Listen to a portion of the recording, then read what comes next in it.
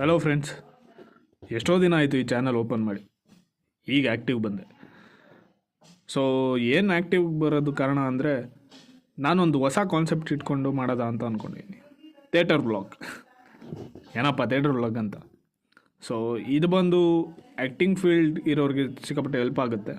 So ಹೊಸೊಬ್ರಿಗಂತೂ ಸಿಕ್ಕಾಪಟ್ಟೆ help ಆಗುತ್ತೆ ಅಂತ ಅಂದ್ಕೊಂಡಿದ್ದೀನಿ.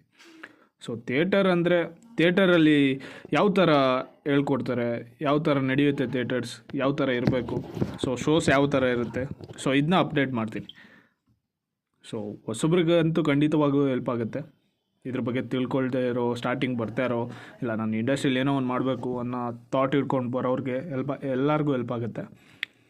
ಸೊ ಎಷ್ಟೋ ಜನ ಗೊತ್ತಿಲ್ಲ ಈ ಥಿಯೇಟರಿಂದ ಎಷ್ಟು ಯೂಸ್ ಆಗುತ್ತೆ ಅಂತ. ಆ್ಯಕ್ಟಿಂಗ್ ಸ್ಕಿಲ್ ಆಗಲಿ, ನಮ್ಮ ಕಾನ್ಫಿಡೆನ್ಸ್ ಆಗಲಿ, ಇವೆಲ್ಲ ಬೂಸ್ಟ್ ಆಗುತ್ತೆ.